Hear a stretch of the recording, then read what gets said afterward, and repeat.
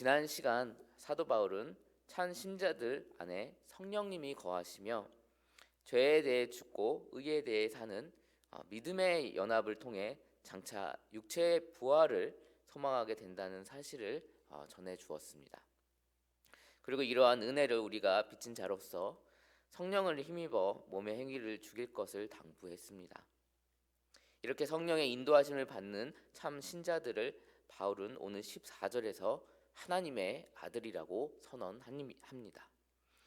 저야 여러분 모두 참으로 하나님의 자녀입니다. 우리는 그러한 사실을 어떻게 확증할 수 있을까요? 그것은 15절 말씀과 같이 죄에 대한 두려움으로 하나님 앞에 심판받을 것을 두려워하는 영을 받지 않고 반대로 하나님을 아바 파테르, 아빠 아버지로 부르는 양자의 영을 받았기 때문입니다. 어린 시절 저의 부모님은 같이 과일 가게를 하셔서 아침부터 밤 늦게까지 부재하셨습니다. 아마 제 기억에 6살에서 7살 정도 될 때 너무 홀로 있는 시간이 외롭고 슬퍼서 집에서 사무치게 엄마 아빠를 외치면서 울었던 기억이 아직도 선명하게 납니다. 그때 부모님이 너무나 보고 싶어서 부르짖었던 외침을 생각해 볼 때 지금은 힘들고 지칠 때 하나님께 기도할 때 그렇게 하나님 아버지께 부르짖을 때가 종종 있습니다.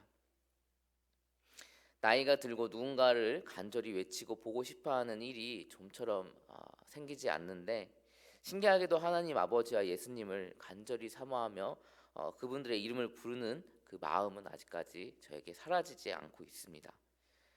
사랑하는 성도 여러분은 어떻습니까? 우리 구주 하나님 아버지와 예수 그리스도를 간절히 소망하며 그분의 이름을 외치며 기도하고 계십니까? 오늘의 기도의 시간이 그렇게 되기를 간절히 소망합니다. 16절 말씀을 보면 성령께서도 우리가 하나님의 자녀 곧 양자임을 증언해 주신다고 합니다.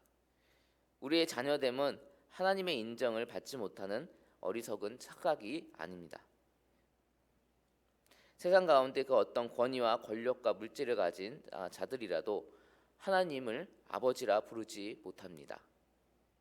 영화나 드라마를 보면 대재벌인 노인이 죽고 그의 재산을 상속받기 위해 다양한 사람들이 자신이 혼의 자식이라며 재산 상속을 주장하며 외치지만 다양한 증거들을 통해 모두가 다 거짓임이 드러납니다. 그리고 가난하고 홀로 고통받던 한 아이가 친자 확인을 통해서 자식으로 드러나 그동안의 삶이 완전히 뒤바뀌는 기적을 보여줍니다. 이러한 일이 우리 모두에게 일어난 것입니다. 세상에서는 DNA 검사를 통해 친자 확인을 하지만 하나님 아버지 앞에서는 성령의 증언이 반드시 필요합니다. 따라서 참 신자는 성령의 인도하심을 반드시 받아야 합니다. 그래야 성령께서 하나님의 자녀임을 증언해 주실 것이기 때문입니다. 죄와 욕망의 지배를 받으며 살아가는 자들을 성령께서 하나님의 자녀로 하나님께 증언해 주실리 만무합니다. 따라서 사도 바울은 17절에서 하나님의 자녀이면 하나님의 상속자이며 더욱이 예수 그리스도와 공동 상속자라고 말하는 것과 동시에 예수님과 함께 영광을 받기 위해 고난도 함께 받아야 한다고 말합니다. 여기서 한글 성경은 미래형처럼 말하고 있지만 실제 헬라어 원어 성경에서는 고난받는 일이 현재형으로 기록되어 있습니다.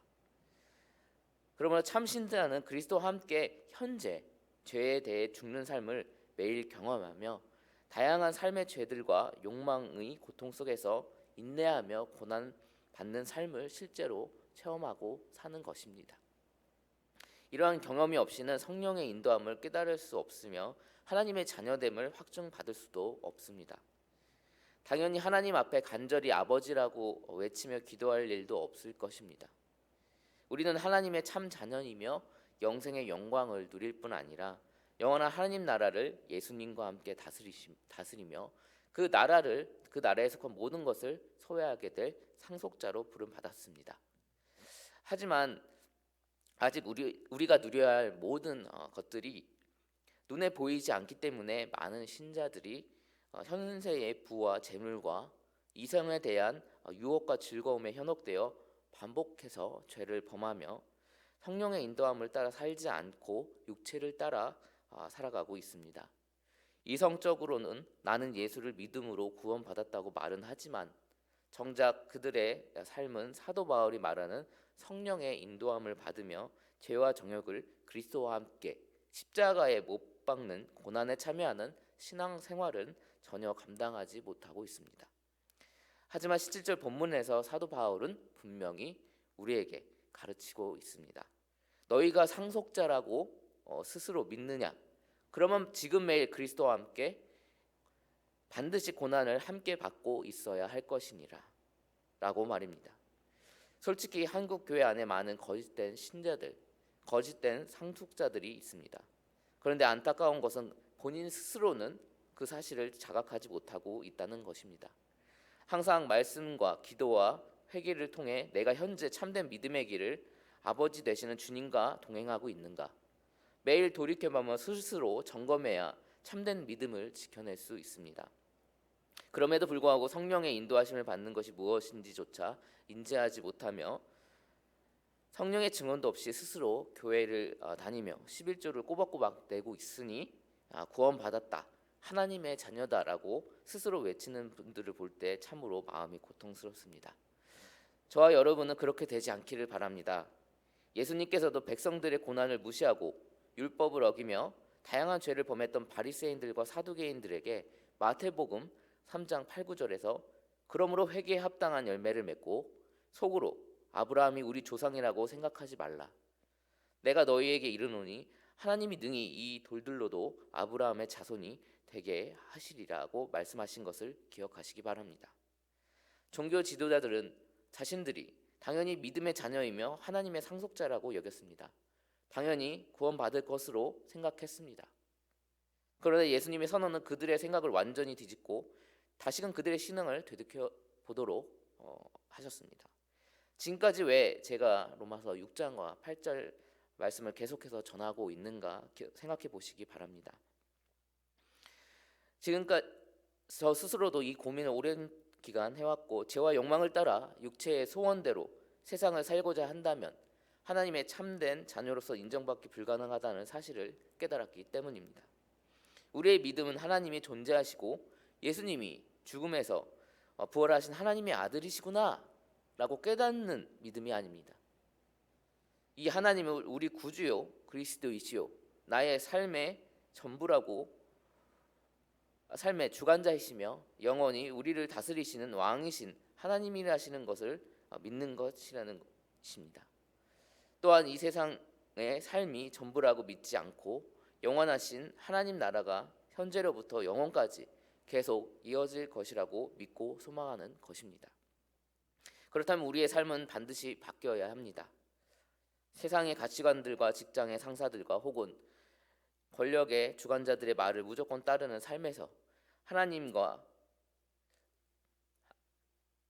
말씀대로 살아가고자 하는 순종하는 고난을 기쁘게 감당하는 인내의 삶을 살아가야 합니다.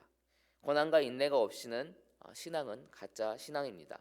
당연히 주님께 받는 다양한 삶의 축복이 있습니다.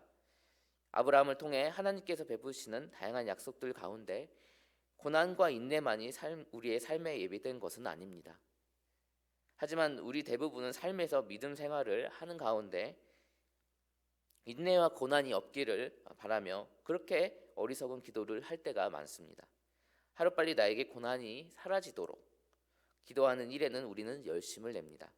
하지만 17절에 바울이 말한 바를 꼭 기억하시고 지금의 고난과 인내를 힘들게 바라보지 않고 이것은 내가 하나님의 자녀이며 참된 상속자임으로서의 증거라고 생각을 바꿔보는 발상의 전환을 할 수 있기를 바랍니다. 주님은 항상 우리의 고난을 기억하시고 회복의 때를 준비하시고 계시다는 것을 기억하는 저희 여러분 되기를 간절히 바랍니다. 아멘. 기도하시겠습니다.